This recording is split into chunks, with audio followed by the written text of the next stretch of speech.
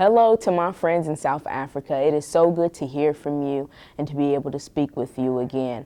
I'm so honored that Miss Keita decided to reach out to us to give you guys a motivational farewell speech to your new journey on in your education.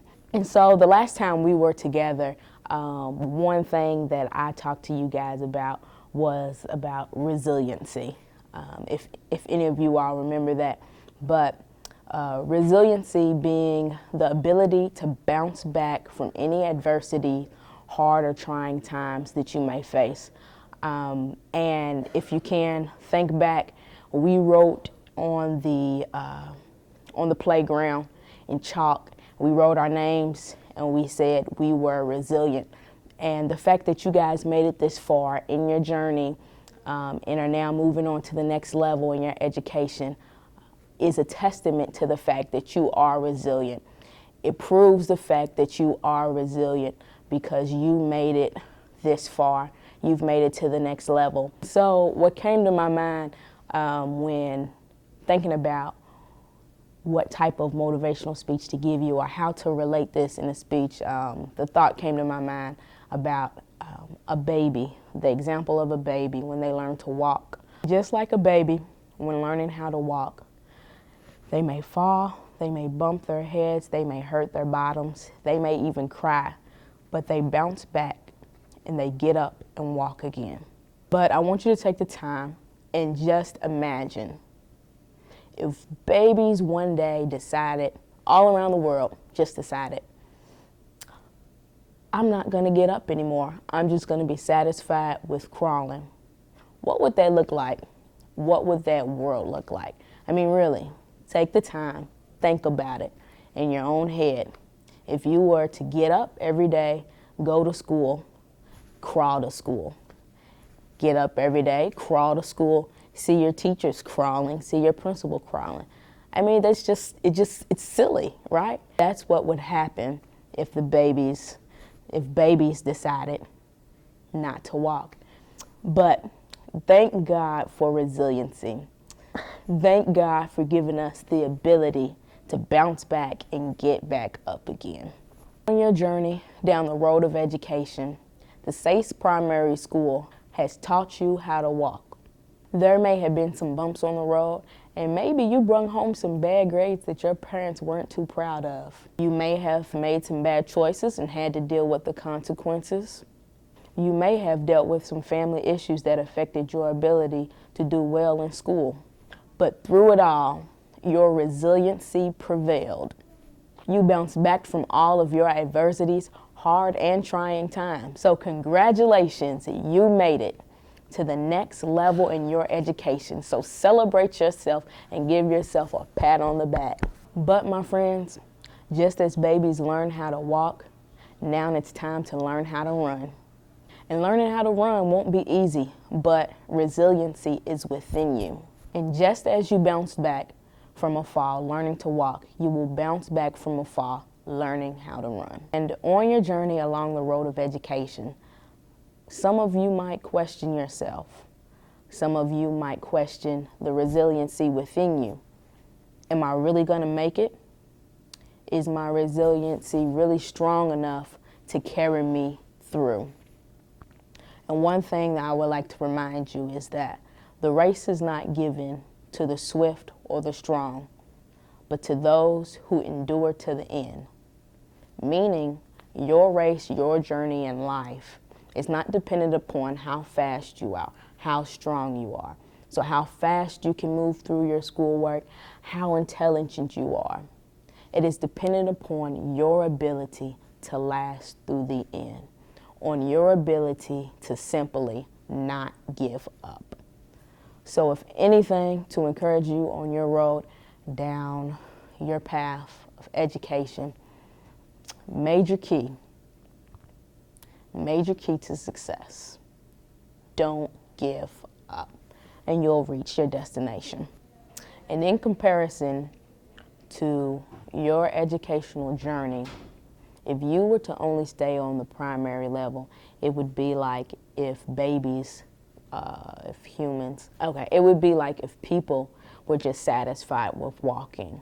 Your secondary level of education will bring a ton of excitement to your life. So now it's time to run. Get on your mark, get set, go. Your journey in education, it will take you many of places. So you may have been able to learn how to walk being in primary school. Secondary school will teach you how to run, and maybe you'll have the opportunity to go to a university or a college and learn how to fly.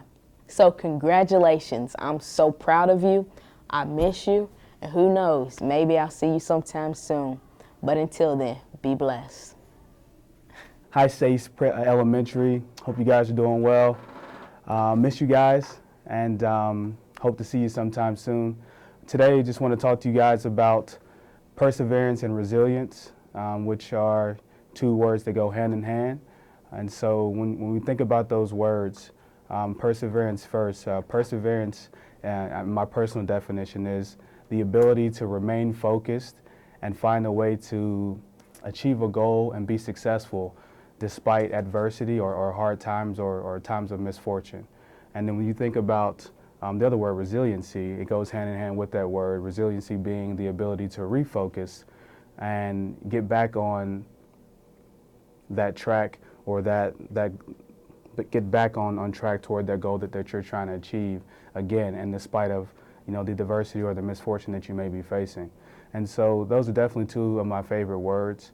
Like I said, they go hand in hand. And so, when you think about perseverance and resiliency in you guys' lives, I mean, right now you guys are going through middle school, or your time at Seyisi Elementary, and you may be faced with some times that you have some homework to do, or you have a project that's coming up, but at the same time, you may not have as much time to do it at home, or there may be some distractions at home. But one who has the ability to persevere actually finds a way, despite the lack of time, or despite something bad going on at home or in the neighborhood, but still being able to find a way to get that homework done or get that project done. And then because we're all human, at times we're going to find in our life that we're going to get off of that track, or off of that track toward trying to achieve a goal that we set for ourselves. But being resilient and being able to bounce back, like the activity that we went through while we were over there this past winter. Somebody who has resiliency is able to refocus, look at their goals, and kind of take a self-inventory about what they need to be doing in order to achieve that goal. And I have all the confidence in the world that you guys are able to possess that ability of perseverance and that ability of to be resilient, because you guys are the descendants of great ancestors. While we were over there, we were talking about, obviously, Nelson Mandela and Walter Sisulu and Steve Biko and Robert Sobukwe. These are all our ancestors that you guys are descendants of. And so they definitely faced hard times in their lives, but yet and still they were able to persevere and show that resiliency in times where they lost track or lost focus, and they were able to achieve really, really great things in their lives. And they have done, you and I, we can both do. And so I just want to really challenge you guys to be thinking in these terms. And so now we know what perseverance and resiliency are, but I want to talk to you guys about what it takes actually to possess those abilities. And in my opinion, there's three things that you need for one to have the ability of perseverance and resiliency. The first one would be discipline. The second would be honesty. And the third one, perhaps the most important one, is consistency. And so when you think about discipline, discipline is being able to do what you have to do, or do what needs to be done when it needs to be done, regardless of how you feel about it at the moment. And so that's always been a biggie for me. And so when you think about the next term, it kind of ties into honesty. You have to be honest with, you can be honest with everybody, your teachers and your parents, but you have to be honest first and foremost with yourself. And that, think when you're thinking about when you go home at night, have I done everything that I needed to do when it needed to be done in order to achieve my goal? And then the third thing, can you be consistently disciplined and honest with yourself when you're trying to achieve a goal, when you're trying to persevere through hard times and be resilient? Those three things, I think, are the foundation of somebody who has the ability to persevere through hard times and be resilient and get back on track. I know you guys can, can get through hard times and do what needs to be done and be successful. I have all the faith in the world in you guys, and I'm here for you guys. Miss Keita has all my contact information and definitely would like to hear more from you guys. Again, miss you guys a bunch, and I'm looking forward to being able to see you sometime soon. Do Miss Sani, do Miss Sani. If you think you're beaten, you are. If you think you dare not, you don't. If you like to win but think you can't, it's almost certain you won't. If you think you'll lose, you're lost. For in the world we find, success begins with a person's will. It's all in the state of mind. If you think you're outclassed, you are. You have to think high to rise. Have to be sure of yourself long before you can ever win a prize. Life's battles don't always go to the stronger or faster man, but sooner or later, the one who wins is the one who thinks he can. If you can keep your head when all about you are losing theirs and blaming you, if you can trust yourself when all else doubt you, but make allowance for their doubting too, if you can wait and not be tired by waiting, or being lied about, don't deal in lies, or being hated, don't give way to hatred, and yet don't look too good nor talk too wise. If you can dream and not make dreams your master, if you can think and not make thoughts your aim, if you can meet with triumph and disaster and treat those two impostors just the same, if you can bear to hear the truth you've spoken twisted by knaves to make a trap for fools, or watch the things you gave your life to broken and stoop and build them up with worn out tools, if you can make one heap of all your winnings and risk it on one turn of pitch and toss, and lose and start again from your beginnings and never breathe a word about your loss, if you can force your heart and nerve and sinew to serve your turn long after they are gone, and hold on when there's nothing left in you except the will which says to them, hold on. If you can walk with crowds and keep your virtue, or talk with kings nor lose common touch, if neither foe nor loving friend can hurt you, if all men count with you but none too much, if you can fill the unforgiving minute with 60 seconds worth distance run, yours is the earth and everything that's in it, and, which is more, you'll be a man, my son.